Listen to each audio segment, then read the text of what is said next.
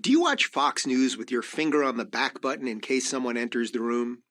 Do you methodically clear your browser history to erase all evidence of PragerU videos? Do you hide your subscription to the Ben Shapiro podcast? Or, and perhaps most dangerous of all, are you afraid of getting caught watching the Rubin Report, which is hosted by the very scary but quite dapper Dave Rubin? If the answer to any of these questions is yes, then you're in the political closet and it's time to come out. Here's the good news. If you currently reside in the United States of America, you live in the freest country in the history of the world.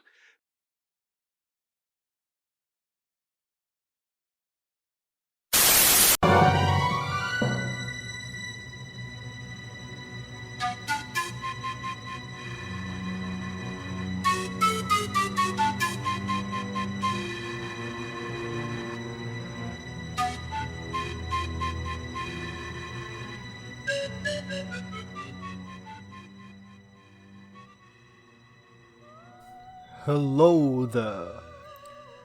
This is the Bravery Deficit by PragerU, the fake university.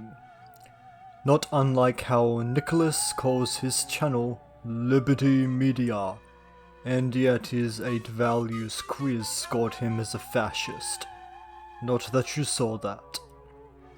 Anyway, I could give a brief biography for Dave Rubin, the person that's presenting the argument for you. But I'm too lazy to do that, so just watch this creationist cat video instead. I will say that Rubin has done videos for PragerU before, none of which you should watch. But if you're staying here with me, I commend you. Let's get started. First, Dave Rubin declared the United States of America as the freest country in the world. And even though I am no American, I must admit that I know that to be true. I mean, I won't tell you what country I'm from, but I will tell you that it's basically communist China over here.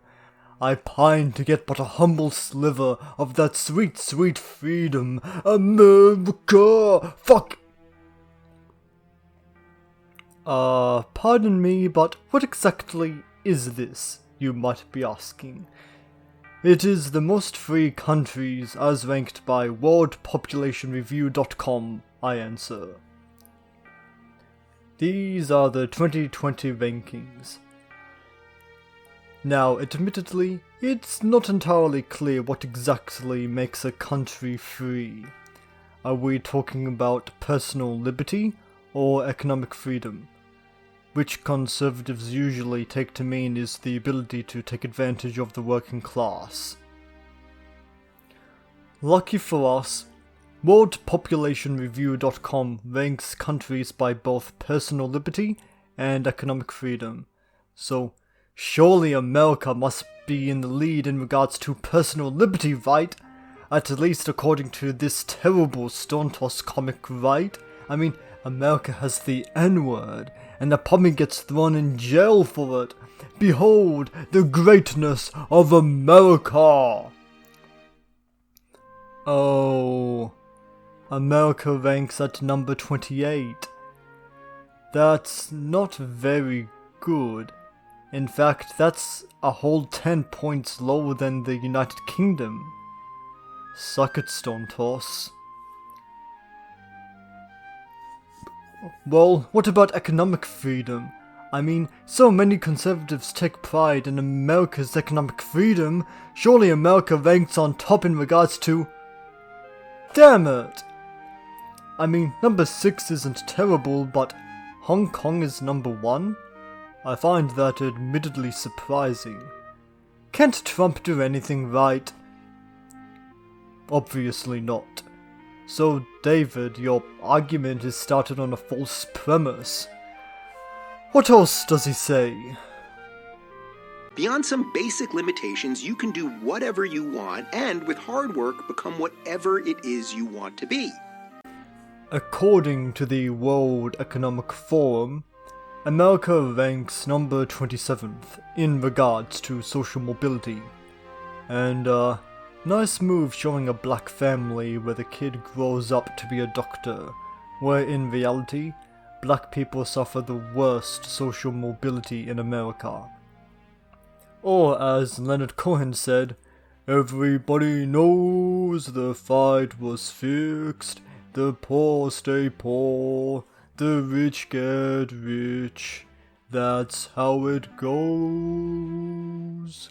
Everybody knows. I expected so much more from this prestigious university. That's a lie. Pretty great, ain't it? So why the long face? Because you know that something is out of whack. You really don't feel free to say what you want, or share your true thoughts on Facebook, or even associate with those you'd like to. And why is that? I'll tell you why. Because there's a mass affliction spreading throughout the Western world. It's called the Bravery Deficit. People, good people like you, are afraid to say what they think. And there's little wonder. Believe that men can't give birth? Congrats, you're a transphobe.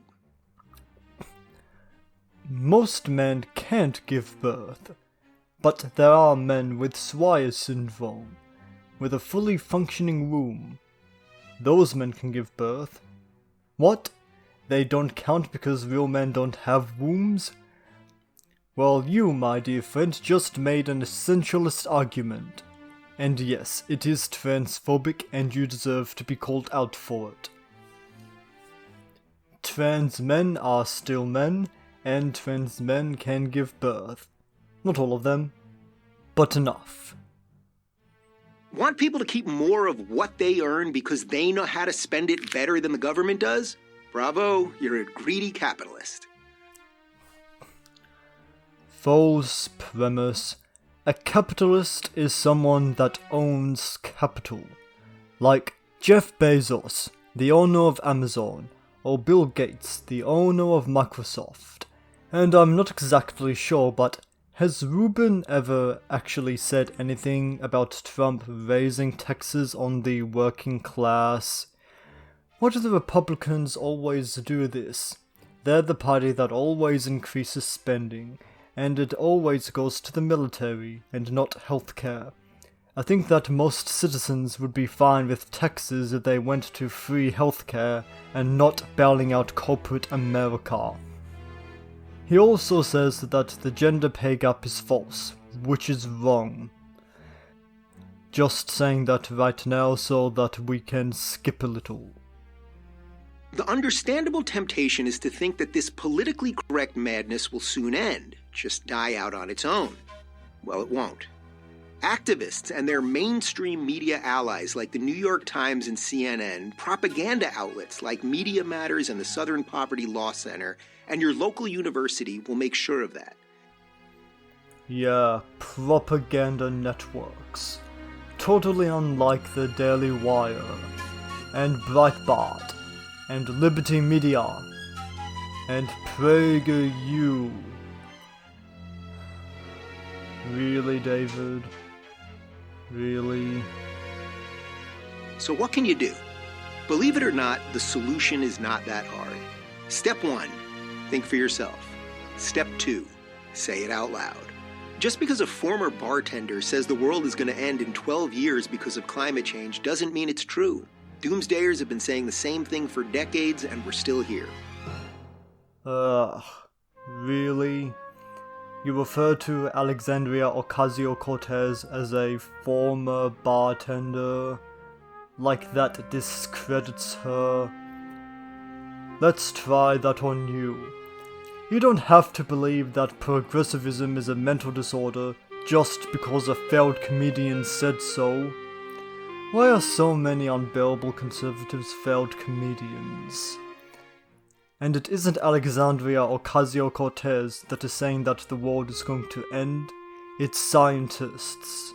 You know, the people that specialize in that thing that conservatives tend not to like. Just because a filmmaker says we should model our healthcare system on Cuba's doesn't mean it's a good idea. Would you rather have heart surgery in Houston or in Havana? It's worth noting that according to, again, worldpopulationreview.com, America places only 2 scores above Cuba and 37th overall. Not very impressive. Anyway, that's the last thing that he says that's worth any analysis. Everything after that is just full inspirational tripe. To be fair to David, he was probably just reading from a script and might have been able to make a better argument on his own because he wouldn't have been limited to 4 measly minutes. But as is, the remainder of the video is just stupid bullshit that's an appeal to feelings and portraying American conservatives as victims of persecution. Even though the Republicans are still in office, and if I were to bet, I'd say that they'll remain in office following the 2020 election. All the while, PragerU will continue to be funded by billionaires. Well, I didn't enjoy making this video, but hopefully you did. If not, fine, downvote. Tell me I suck. Say something ableist about my speech. Your words can't hurt me, and I do not care about your reactionary opinions.